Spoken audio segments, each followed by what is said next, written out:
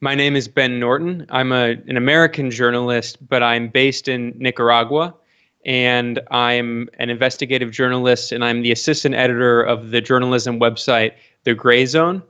The Grayzone is a small group. There are four of us. You can kind of even say a collective of journalists, and we are all investigative journalists and anti-imperialists. And the bulk of our work is dedicated to investigating really the crimes of the empire, right? So whether that's through regime change operations, direct military intervention, or these days hybrid warfare. And that's something we focused more and more on in our reporting, is how hybrid warfare has evolved in the 21st century, largely involving economic warfare through sanctions and other means, cyber warfare, information warfare, and other forms of what people call non-conventional warfare. And at the Grayzone, we focus a lot on that, looking at the revolving doors between the US government, the British government, other imperialist governments, and large corporations, so-called human rights organizations, opposition groups in countries targeted by regime change. So in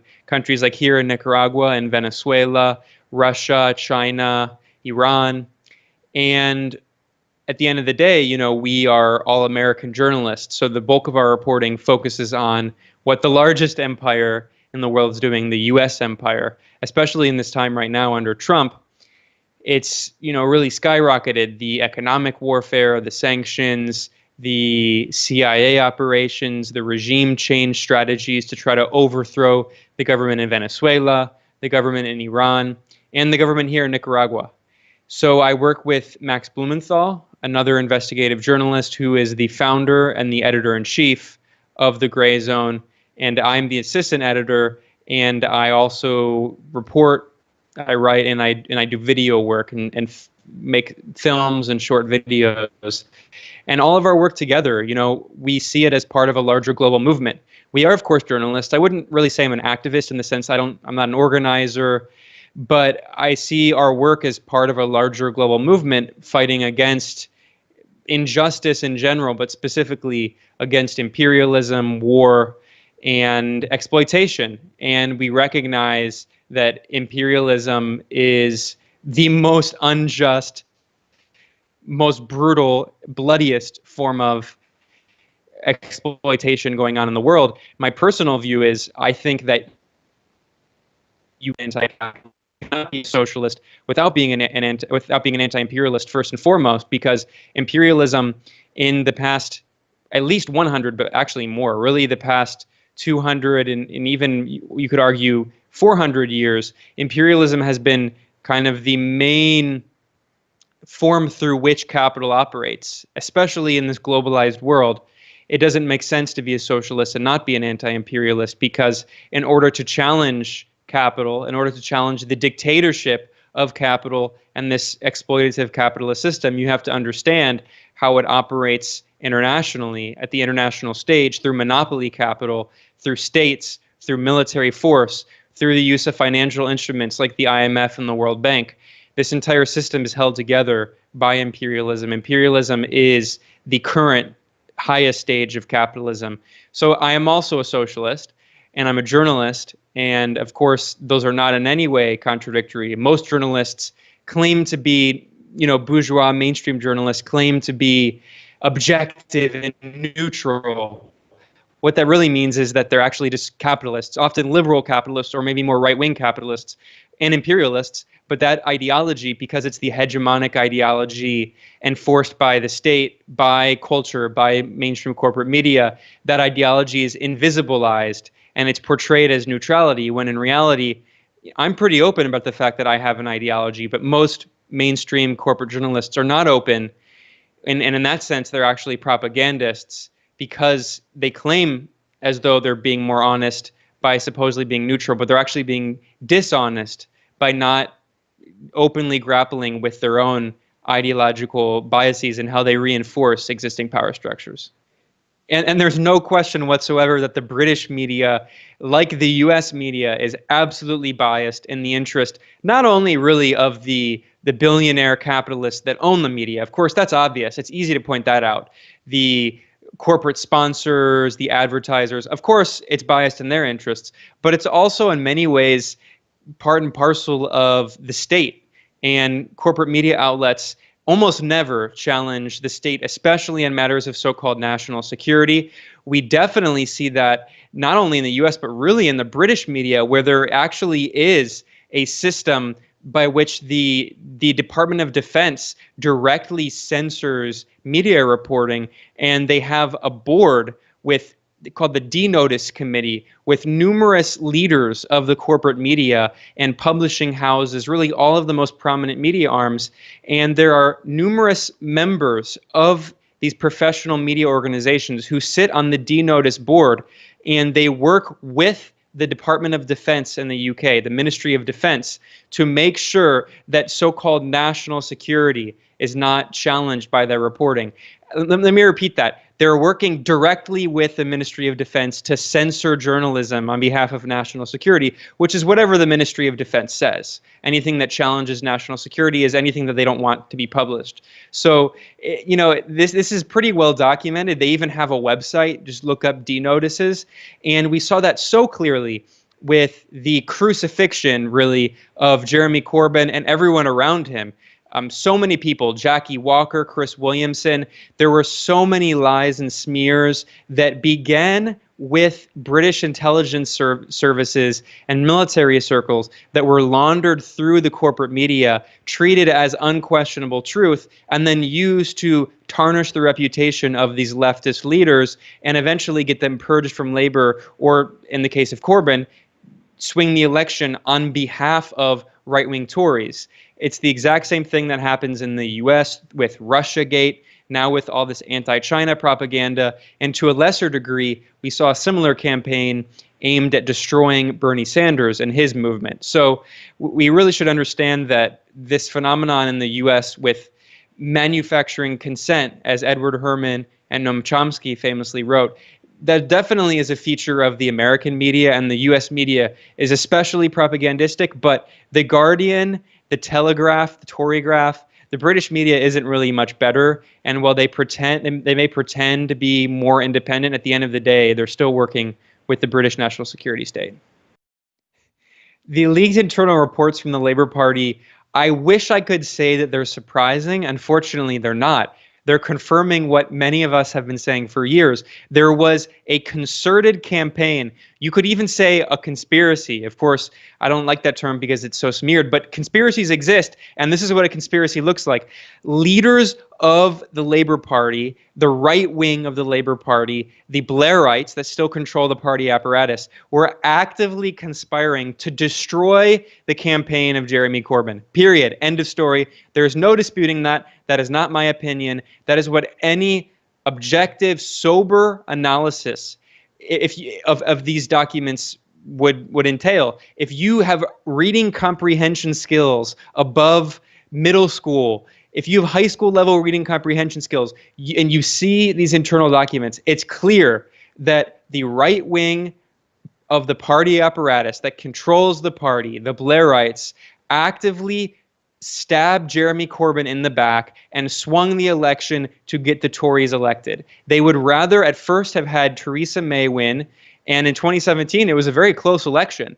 And if it weren't for them, actually, Labour would probably be in power right now. But they would rather, at that point, they would rather have Theresa May win and the Tories in power. And then even in the most recent election, last year in 2019, once again, we saw that they sabotaged Jeremy Corbyn and the Labour Party as a whole. The Labour Party had a historic loss. They lost numerous seats in the north.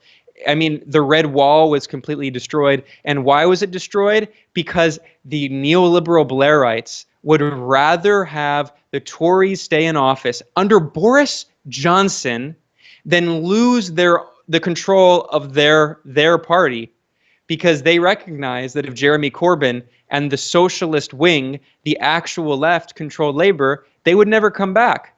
Because if there was an actual leftist Labour Party, they lose all of their consultants who have lucrative contracts, basically sinecures doing nothing and working with corporate clients. And the actual base of the party itself was clearly very mobilized, energized by the leftist program that Corbynism represented.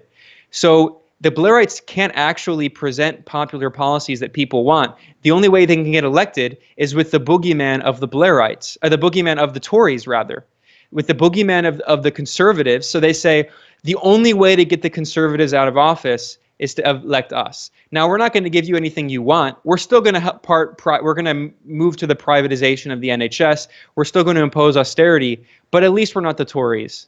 So it's the same thing that the neoliberal Democrats have done, just as they sabotaged Bernie Sanders' campaign, because it's all about making sure that the corporate elites that control all of these political parties continue staying in control. And if one of these mainstream parties gets out of control and is actually under the control of socialists, then it could actually lead to real economic democracy.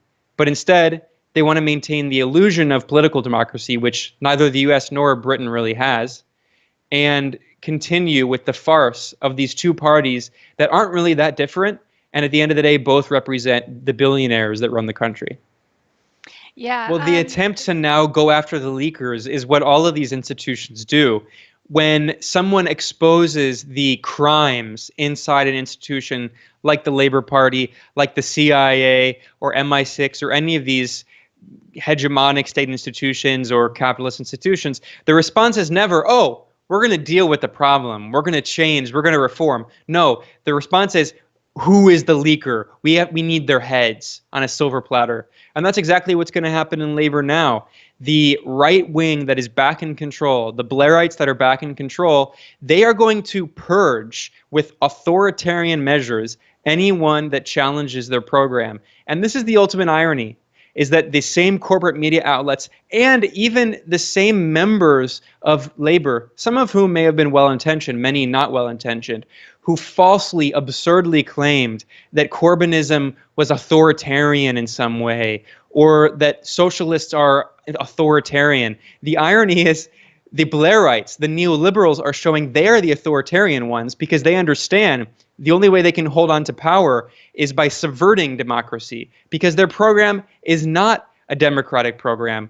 Their program does not represent the interests of working class people. Their program represents the interests of the bondholders, the shareholders, simply the capitalists. They're rich elites who fund their party, who fund their campaigns, and who control the economy. So now is when they double down, go after the leakers, and then in a year, they hope that everyone forgot about the fact that they completely just rigged the election against their own Labor Party leader. I mean, it's so similar to what happened with Bernie Sanders. We all know, thanks to WikiLeaks, and by the way, let's never forget that WikiLeaks publisher Julian Assange is rotting right now in Belmarsh prison in the UK. And because he published information that exposed the crimes of these parties, of these governments. But WikiLeaks showed in 2016 that the DNC was working actively against Bernie Sanders on behalf of Hillary Clinton, and that they intentionally elevated Donald Trump because they assumed that Hillary Clinton could easily beat Donald Trump in what they called the Pied Piper strategy. We all know this, and it's basically identical to what the Labor Party did a year later in 2017 against Jeremy Corbyn, where they would rather have had the Tories win, Theresa May win, than have a socialist win. And it just goes to show that these parties, unfortunately, the apparatus of the party, they don't act on behalf of the voters. They act on behalf of the people who own the parties, who are capitalists. That they're capitalist parties. And I mean, Labor has a different history. It does have a history of more socialistic policies, unlike the Democratic Party. But unfortunately, since the rise of the Third Way and Blairism, it's been very clear who they represent, and they represent the same people that the Tories represent. Yeah. The Bernie Sanders movement, I think, opened up a lot of political space on the left in the U.S., and in that sense, it's really welcome.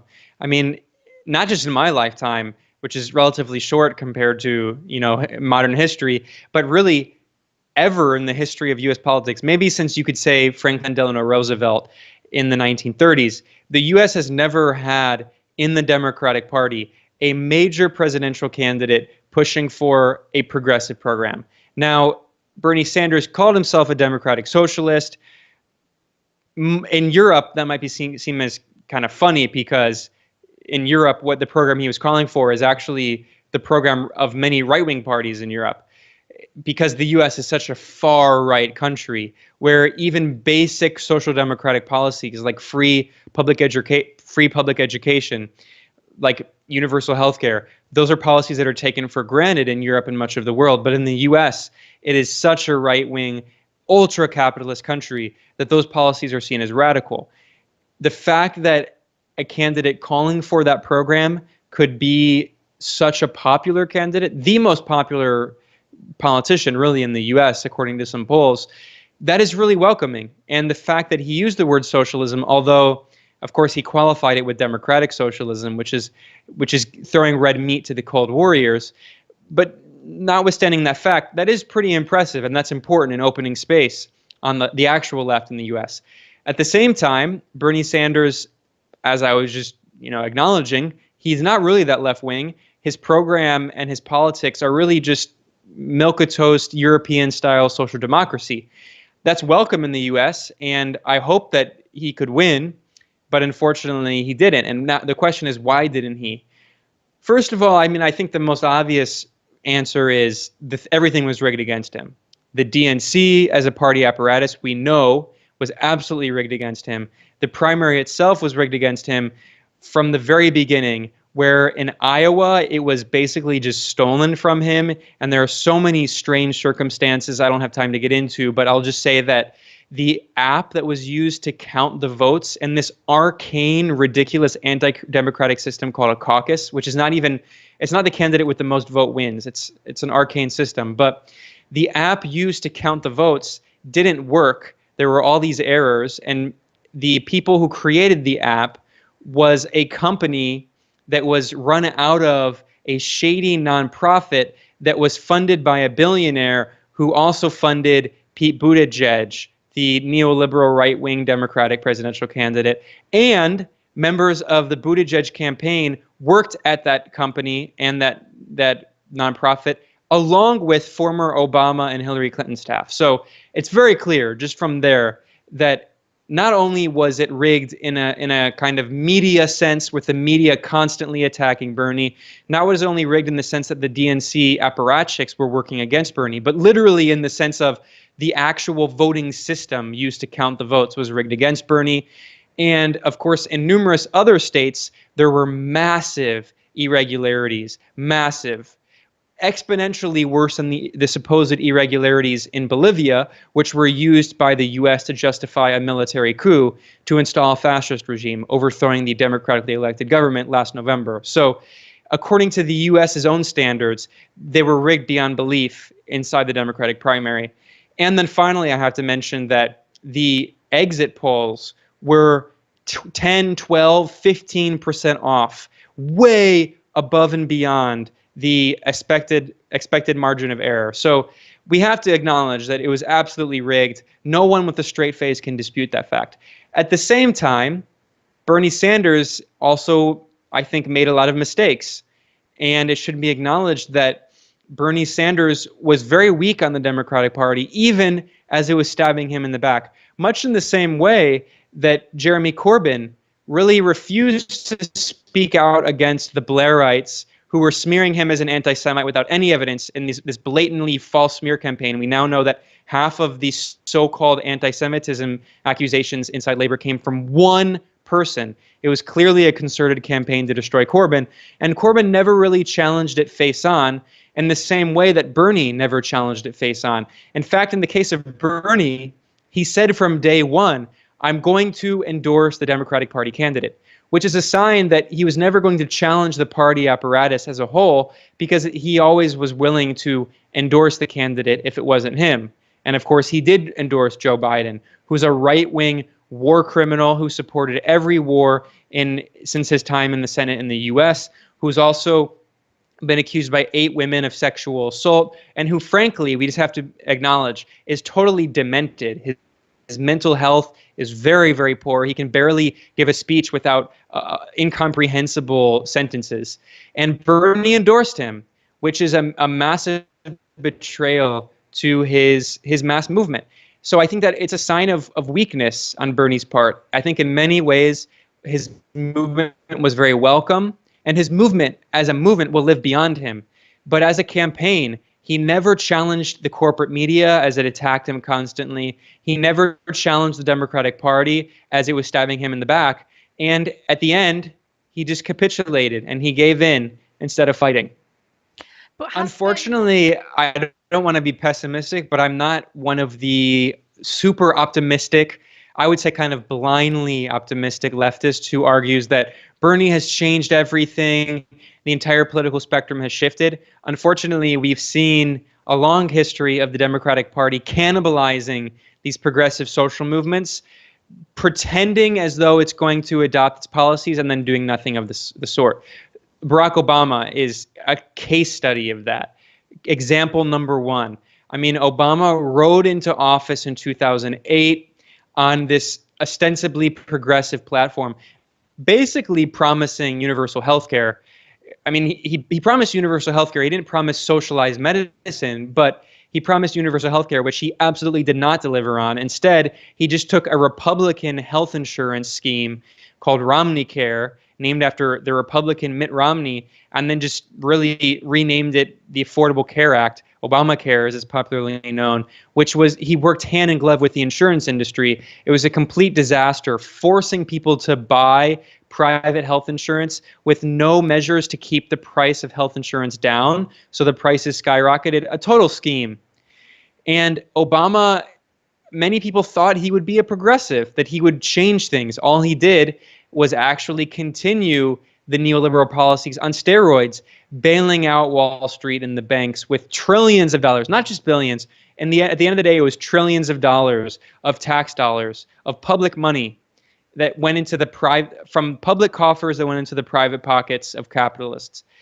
And at the end of the day, Barack Obama has not only refused to apologize, he's doubled down. Since leaving office, Barack Obama has been doing $400,000 paid speeches for each speech on Wall Street, telling bankers what they want to hear for $400,000.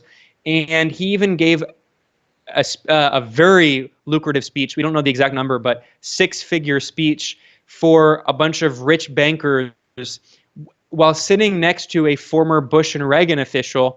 And I reported on this for the Grayzone. And in this private event, although we obtained a video of it, Obama bragged. He told people on Wall Street, you all complained that I was anti-business. Look where your stocks were when I entered, and look where they were when I left. And just say thank you, please. Just say thank you, please, is what Obama told Wall Street.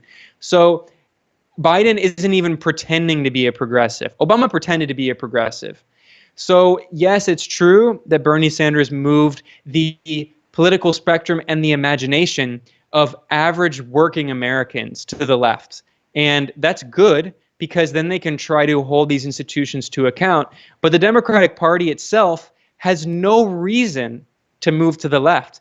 In fact, they have every reason to move to the right because their strategy, which is the strategy of their corporate donors, is to try to appeal to the fictional moderate conservative, as though they can win over these more moderate members of the Republican Party who are just going to vote for the Republican no matter who the candidate is. This was a strategy that Hillary Clinton tried. It's triangulation. We're going to keep moving to the right to win over the fictional moderate conservative. Why? Because they know that there is no large mass movement that has a third party behind it that can challenge the Democratic Party. They know that anyone on the left, they have two choices, really, at the end of the day, the Republican Party or the Democratic Party, and they're not going to support the Republican Party. So they have no incentive to the left in any way. So at the end of the day, I think that Bernie played a positive role in shifting the spectrum at the grassroots level and increasing people's standards. And that's where people are going to have to push the Democratic Party. But the Democratic Party is by no means going to do it on its own. And even if Joe Biden wins office, which unfortunately I do not think is likely, I think Trump just won re-election, and that the neoliberal Democrats who control the DNC would rather Trump win re-election than have Bernie be president. But if in some kind of miracle Joe Biden becomes the president, I think it's very clear that he will run significantly to the right, even of Obama, who was a center-right president.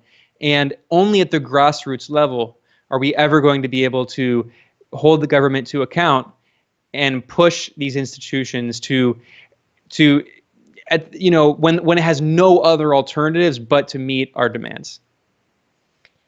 Well, I think it's certainly possible that at the end, the DNC might just anoint another candidate without any pretense of a democratic election. I mean, they've made it pretty clear already that they don't care about democracy at all. They've sabotaged so many levels of ostensible democracy. I mean, the degree to which democracy really existed in the first place in the U.S. is highly questionable. I mean, numerous study after study shows that somewhere around 97% of people running in Senate races and somewhere around 93% of people running in House of Representatives races, 97%, 93% of the candidates with more money wins. So it's quite clear that that's not a democracy by any stretch of the imagination. And even some academics published a study, academics out of Princeton University published a study doing a quantitative analysis looking at the impact of grassroots movements on policy by the government, and they found that average people in grassroots movements have a round down to a 0% impact. Not even negligible, no impact, no measurable impact on how policy is made in the U.S. And they concluded in a very, austere, scholarly way that there is no democracy in the United States. And that was even before this farce of where they just rigged everything against Bernie. So it's clear that the Democratic Party and the system itself does not really care about democracy, and I think it's possible. The question is, who would it be? Now, what's also clear is even if Biden were the candidate and out of a stroke of luck, out of a miracle, managed to win the office, which again I don't think is likely, Biden, I don't think, would really effectively be president. He would be the figurehead, but he wouldn't actually be making many of the decisions. His vice president, whoever that is, whether it's Kamala Harris, Elizabeth Warren, or Michelle Obama, or Klobuchar, whoever it is, or some other figure, the vice president will probably be very influential, and the party apparatus itself, and the national security state. I think it's quite clear, as what this happens with pretty much every administration, the national security state, the intelligence services and the Pentagon, they control the foreign policy of the president. We see this even with Trump, who ran flirting on and off inconsistently with an anti-interventionist message, and he has continued regime change attempts. He is now openly saying that we're occupying sovereign Syrian territory to steal their oil. He has been trying to start a war with Iran. He's been bombing Iraq over and over again. He killed Qasem Soleimani, the second most important figure in the Iranian government, a blatant act of war. He's been expanding economic warfare and brutal, suffocating sanctions on Venezuela, which now is under blockade, on Iran, on China, on Russia, on Nicaragua. You go down the list. And I think that's largely because, one, Trump isn't actually an interventionist at heart. It was cynical sloganeering for him to win votes, but also because Trump is not really in control of his own foreign policy. It's the national security state. It's the war hawks around him. It's the Pentagon. If Biden were president, there's no way that he would in any way push back against these figures. The entire foreign policy apparatus would be in charge of itself. The CIA, the Pentagon, they would be in charge. So unfortunately, I don't see any progressive possibilities of a Biden administration, which is why I and many people on the left have been saying there is no functional difference at the end of the day between Biden and Trump. Basically, all of the same policies would stay the same. Now, Biden would be more polite. He wouldn't be as explicitly racist in his rhetoric. His rhetoric would be different to the extent to which he can actually speak. I mean, if he could give a speech that is comprehensible in English, it would be less racist and less impolite, but his policies would be equally racist and equally deadly. So unfortunately, it's incumbent upon people at the grassroots level to exercise politics ourselves as people who actually believe in real political and economic democracy. And we need to organize because the government is not going to act on behalf of our interests. We have to pressure the government to do so. You can find my reporting at thegrayzone.com, and that's with the Yankee spelling, Gray, thegrayzone.com. And you can find other reporting by my colleagues. I mean, I don't want to boast at all, but just being realistic, I think we're one of the only investigative journalism websites remaining that is, and especially one that is dedicated to exposing, the crimes of the national security state and an empire from an anti-imperialist perspective. So you can find our reporting there. Also, I have a podcast and video show with the Grayzone editor, Max Blumenthal, and that's a tongue-in-cheek name. It's called Moderate Rebels. And you can find that at moderaterebels.com. We're on YouTube, iTunes, Spotify, all the big platforms. And then, of course, you can follow me on social media. I spend a lot of time, honestly, too much time, basically half my life on social media. And you can find me on Twitter at Benjamin Norton. And I'm on Facebook and all the other platforms. And I just want to thank you all over in the UK. Thank you for the interview, and I'd love to come back anytime. But also thanks to you all for the political work you're doing. I mean, you all are comrades in the same mutual struggle. This is an international struggle against the same contradictions, the same problems that we're all dealing with. And the more we build these international connections, I think the stronger our movement becomes and the more power we have to actually change the system.